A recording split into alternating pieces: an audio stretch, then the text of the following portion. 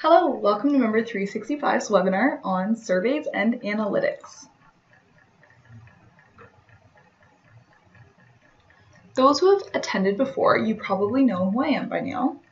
But for those newcomers, I'll quickly just introduce myself. I'm Katya Els, I'm Member 365's knowledge base expert, and I am the host for the webinars.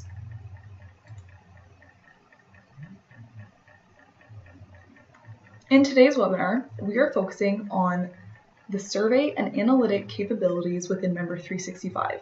We are going to start with covering the basics of forms, then we will create a survey as an administrator. We'll flip over to the member side of things where we are going to complete the survey that we've created. After responding to the survey, we will check out to see how those analytics come in. Of course, after all of that, we will have time for any questions. If you do have any questions during the webinar, please type them in the chat box located to the bottom right corner of your screen, and I will address them at the end. Let's jump right in. I'm logged in as an administrator as per usual in the beginning of our webinars. And today's session, we're going to be focusing on the modules tab, specifically forms and surveys and voting. So to start, we're going to be discussing forms a little bit. When you want to create a form, you will find forms and click create typically. And you are presented with several different options of what you may want to create. So you can create a membership application form here, an event registration form, a test, or even a quiz. You can create those here. And for today's webinar, we are going to be creating a survey, which is an almost identical process to creating one of these forms. So once we finish this webinar, you'll be able to create any form that you see here. So any one that you would need from this section, they are virtually the same. But to create a survey or a voting form for that matter, we're actually going to click modules and find surveys and voting. And that's where we're going to be spending our time today.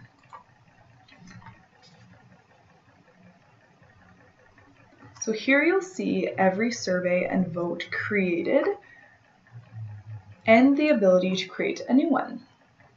So we're going to click create new, and here you have the option to either create a survey or a voting form. Now, the difference between the survey and votes is all the survey responses will be tied back to the respondents. If you have a member completing a survey, their contact record is going to hold that data, and you're going to be able to see exactly what they answered. While votes, they remain anonymous. Votes are great if you're doing new board nominations and you want all of those to be anonymous and you don't want to know what member voted for who. We're going to create a survey, and it's going to be based on the annual general meeting event that was held at the beginning of the month. So I'm creating this survey because I want to know what members enjoyed about the event to determine what we can change to make it more successful next year. Before I start creating the survey, I'm actually going to point out that I have a Word document already populated with all of my details for the survey. So it has all of my questions, it has the instructions, a submit message, anything that I'm going to put in this survey, I created previously just so I can run this a little more efficiently. I'm going to pull this into my other screen so I'm not constantly opening up a different tab and copying and pasting it. And the first section in creating any survey is the Setup tab, starting with the name. So this should be something specific that members are going to know exactly what they're filling out. So mine, for example, since this is feedback for the annual general meeting, I'm naming it exactly what it is. So when a member goes in there, they know what they're going to be doing. They're going to be giving feedback on the annual general meeting of 2017. Now for a category. For a category, this is just a way to organize the type of survey. So you can designate it to a certain category, or you can even add a new category. I'm dedicating this one to feedback, which is now any other feedback survey that I have is going to be found in that category. You can even do subcategories. This is a good idea if you want to split up for the years, or even I'm doing feedback. I could do feedback for every annual general meeting. You can get very specific with this.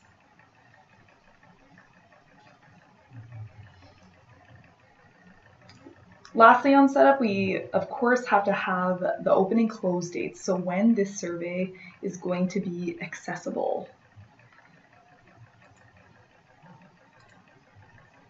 So I'm just going to throw in some dates.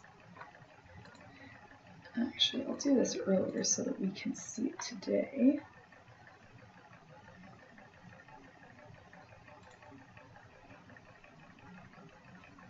It's always important to save your draft just to ensure that nothing's lost along the way.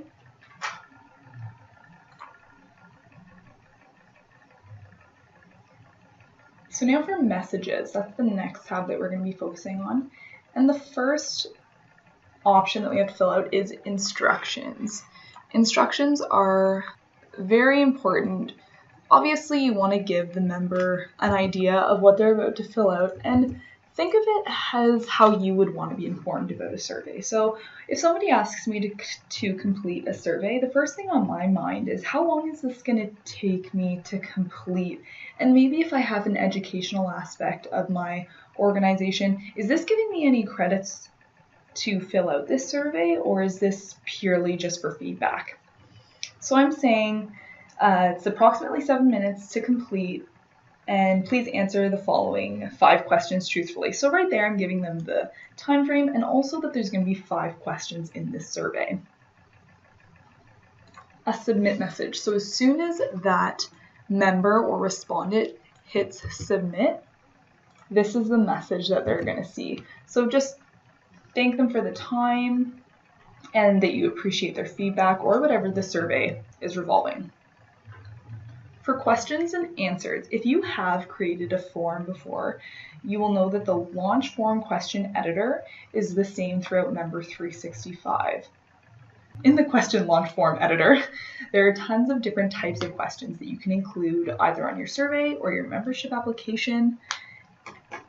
And for these, I'm going to need a checkbox question.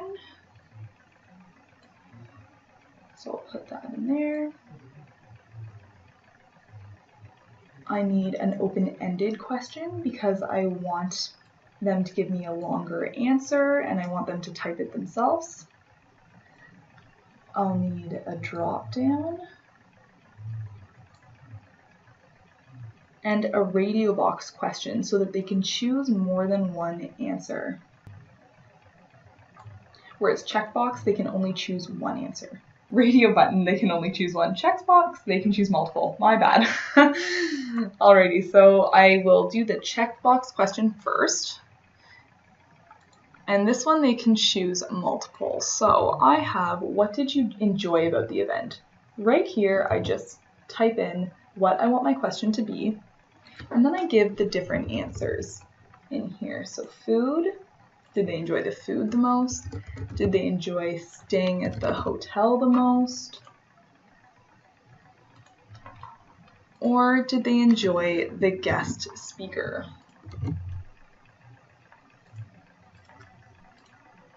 And add answer.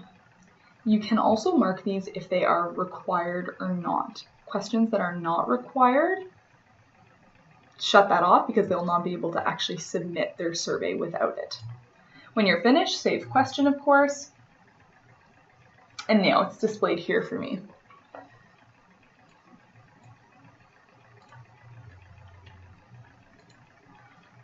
Now I have my memo text, so it's the same format throughout. It's now I just put in the question. And for mine, I'm going to say, what would you change about the event? So this is really giving them a chance to answer honestly of what they may have liked about the event or what they did not like about the event. For drop down,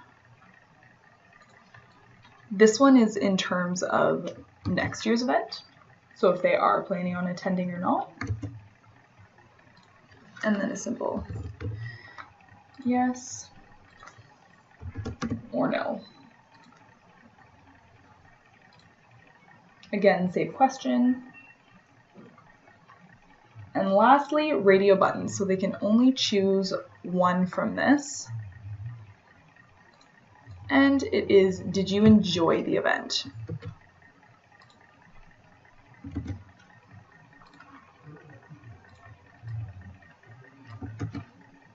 So I just give them a few options.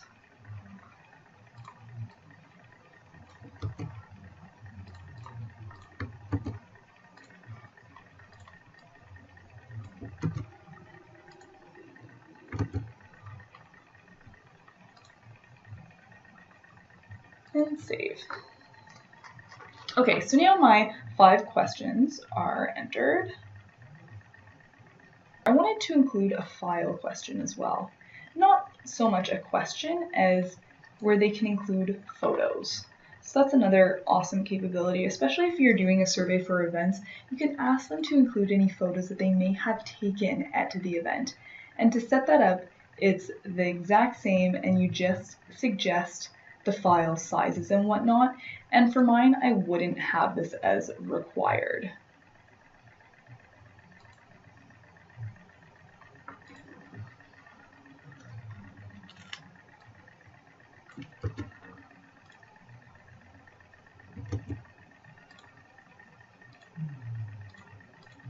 Then put in minimum and maximum files.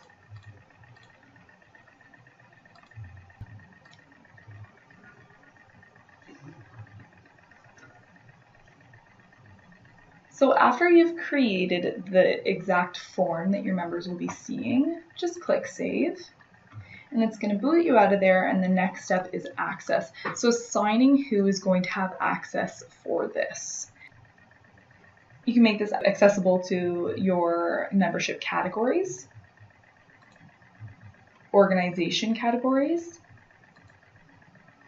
contact demographics. If you are searching for specific contacts, you can do that here. List access, which I am going to do. I actually created a list earlier in Member 365 of those who attended the annual general meeting. Or if this is a survey that can just be up anywhere and is available to everyone, there's a public link that you could actually embed into your website.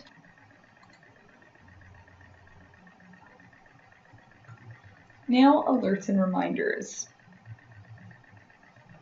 So creating the survey is pretty much the easy part. The hard part is actually getting people to fill it out. So you want this to be in their face, and you want them to let them know, hey, don't forget to fill out my survey, etc. So you can add an alert to the member portal dashboard so that the people on the member portal who attended the event will see this. So that's what I'm going to do, because if they're signing in, they'll be able to see this, and hopefully they'll fill it out. You can send invitation to contacts as well. Once they submit the message, you can have an email sent to them right away.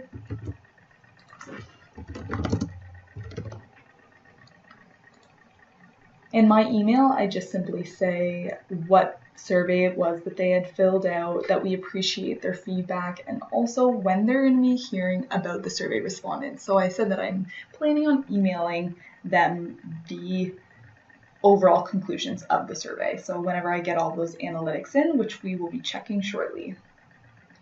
You can add email reminders as well.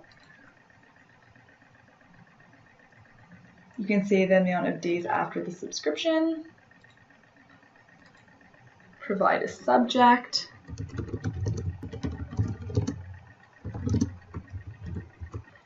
And then I'll just copy and paste that.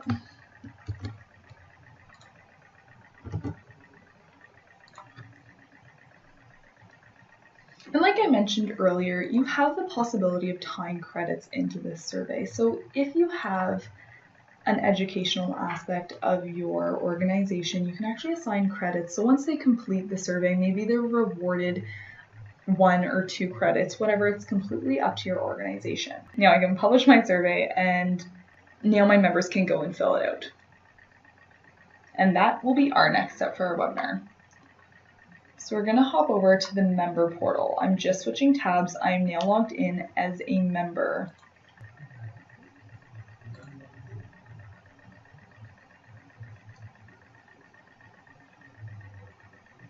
And here's the form that we just created, and it's the survey. So I'm going to click into there.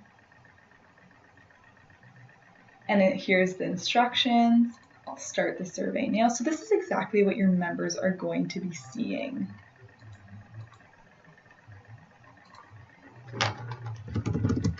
I love food, so I'm just going to say that. This is all just, I'm just going through to show you exactly what your members would see for this. And if I wanted to upload any files, I could do that here. I'll just click submit because that is not required. Now it gives me my little notification of thank you, and we appreciate you and value your feedback. So that is as simple as it gets for your members. They really just go into forms, fill it out. Plus you can add in links as well, reminding them, don't forget to fill out the survey, etc. And now, hopefully this doesn't confuse anybody, we're hopping back over to the admin side, and we're actually going to take a look at those analytics for the survey. So specifically for the one that we just did, it's back to modules, and we're going to go to forms because remember, surveys and voting is still considered a form. We're going to find analytics. And here's the one that we just created. And there's the submission that we have. So it's exactly my answers. And here's my long answers that you can click view data. So this is exactly how you're going to receive everything. We'll go to a different one so you can see what more respondents would look like. So you're given charts, more details about it, specifically who did it, and you can view their exact answers. You can even export this to Excel if you want to bring this to a board meeting. And any pendings.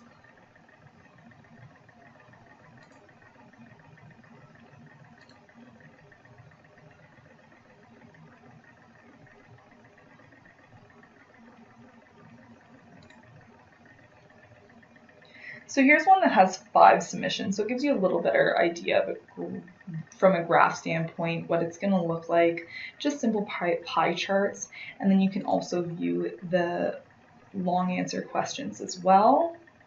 And that will give you a better understanding of what people either liked or whatever information you're looking for.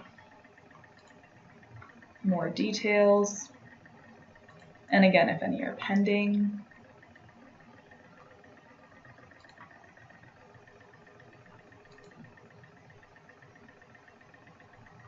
And that is actually all for our webinar today on surveys and analytics. Thank you everybody for joining me today, and hopefully I will see you on Tuesday, August 29th for the e-marketing session.